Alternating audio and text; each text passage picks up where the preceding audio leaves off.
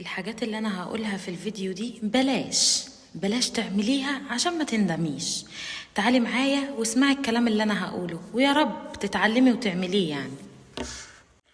رقم واحد يا حبيبة قلبي، ملهاش اي 30 لازمة انك تقعدي تتكلمي كتير على صاحبتك الحلوة قدام جوزك، ملهاش لازمة، ولا على انجازات صاحبتك، ولا على الدرس التحفة اللي كان عليها قدامه، ولا على قد ايه هي بتهتم بنفسها. الفيديو اللي عامله لي كومنت ان جوزها سابها وراح بص على صاحبتها، ولما سالتها في الكومنتات قلت لها انت اكيد بتتكلمي عليها قدامه، راحت قالت لي لا برافو.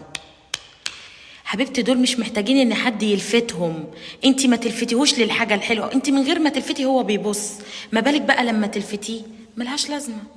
ملهاش لازمه اتكلم كتير قوي على جمالها ونجاحها وحلاوتها ورشاقتها بلاش، هيبص لها وهتتسابي وهيروح لها. فمنعا للحوارات وللمجالات بلاش يا حبيبه قلبي. الحاجة التانية اللي نبهت عليها في مليون ألف فيديو، بلاش أتكلم على الماضي بتاعي لما أتجوز. يعني إيه أكذب عليه؟ يا حبيبتي، يا ماما. ليه بقى؟ أنا هقولك. ما تكلمش على الماضي بتاعي، ربنا سترك، ما تفضحيش نفسك، ربك سترك، ليه الكلام؟ ليه تفضحي نفسك؟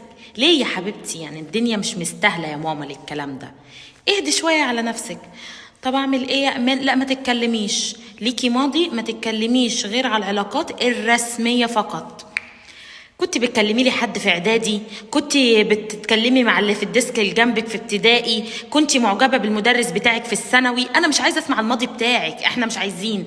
الرجاله ما بتنساش، وعشان ما بتنساش ما نكترش الكلام، تمام؟ كنت بكلم واحد في الجامعه، كنت معرفش ايه. حبيبتي ما تتكلميش، انت اول حب واول دب واول مايك وبوب. ايوه، هو اول حاجه في كل حاجه، لازم تبقي كده. ربنا سترك، ما فضحش نفسي، لساني جوه بقي. تمام يا حبيبه قلبي؟ تمام. ليه؟ عشان في اول خناقه هيقولك يا اللي كنتي، ده لو ما اتطلقتيش اصلا.